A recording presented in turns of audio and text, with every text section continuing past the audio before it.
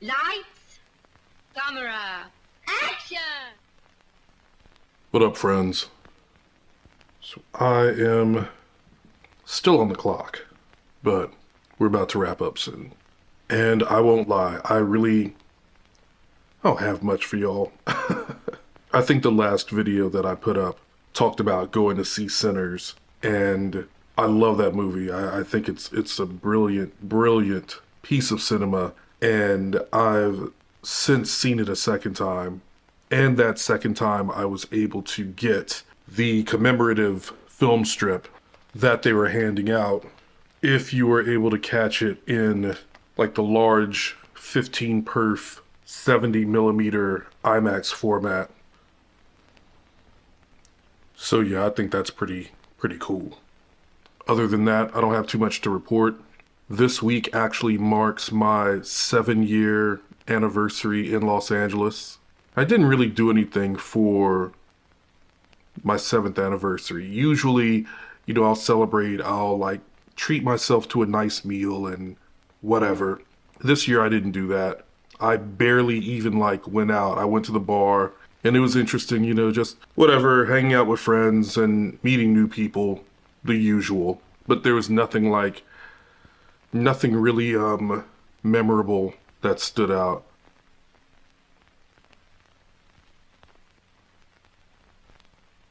Celebrating a very special birthday tonight, guys. We are celebrating the birthday of the guy that started this whole goddamn thing for us here, all right? Lee Walker, raise your hand. Lee Walker's birthday, guys.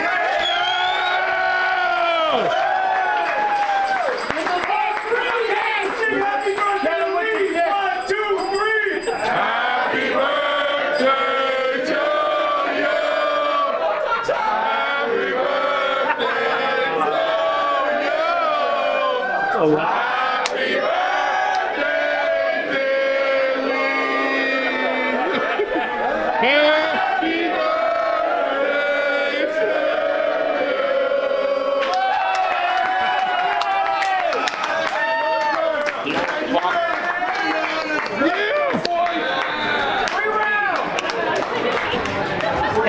Happy birthday, Lee. I will say it's been pretty peaceful for the past week and a half. My upstairs neighbor, I don't know, she went on vacation, she went somewhere. She left Easter weekend and she hasn't been home since. And I've really just been enjoying the peace and quiet. I don't have anything thumping above me. Nobody is dropping shit on the floor constantly. And for those who don't know, I'm not talking about the lady that had the dog. She moved out a long time ago. I think I said that at the end of the video she was moving. Someone else moved in. Nice young lady, but she's just fucking loud for no reason. Whether she's stomping through the apartment or her self-admitted clumsiness, she's always dropping something on the floor. There's just always something. So yeah, for the past week and a half, it has been glorious silence. Glorious silence. And since it's been nice and silent, I've actually taken advantage of that to get started on a new script. So I mentioned before that I was working on a script titled Filthy in Vegas. And y'all, I really did, I like the concept of Filthy in Vegas, and there's some characters that I really like and that I've enjoyed writing, and I want to see this story to completion. I'm just going to be real.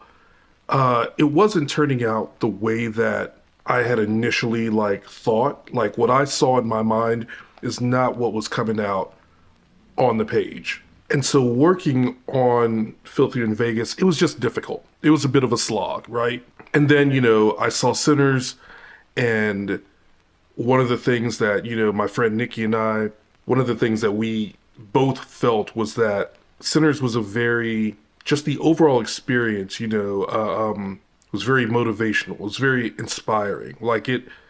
It kind of filled us with a very strong urge to create.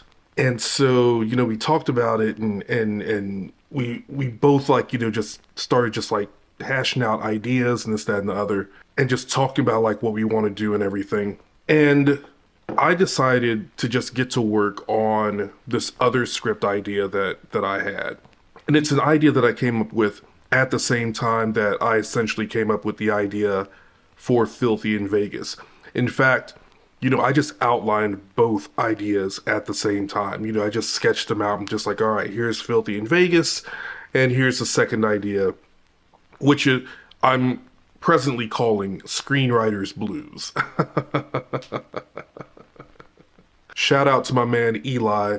He put me onto this song called Screenwriter's Blues by a group named Soul Coughing. So that's where I got the title from. But in any case, so I sketched out both ideas, and I was like, I'm gonna write Filthy in Vegas first, and then I'm gonna do Screenwriter's Blues. But like I said, you know, Filthy in Vegas, it was just difficult. And I'm thinking that I will come back to it simply because the story's there, the desire to tell the story is there. It's just not happening right now. But I decided to just move on to Screenwriter's Blues. And I'm gonna tell y'all, I launched Final Draft and I got to writing, and in 2 days I had 14 pages. And there are 14 pages that I was super happy with. And so I've just been continuing on. Like, the thing is, I see the story clearly in my mind. You know, it's following the outline that, you know, I created. The characters are speaking to me like it's coming a lot easier. Everything about this script is coming a lot easier than, you know, with Filthy in Vegas. Filthy was difficult. I felt like I was forcing it. But with Screenwriter's Blues, it feels like it's really all just like coming forth. And it's to the point to where I am excited to sit down and get to work on this.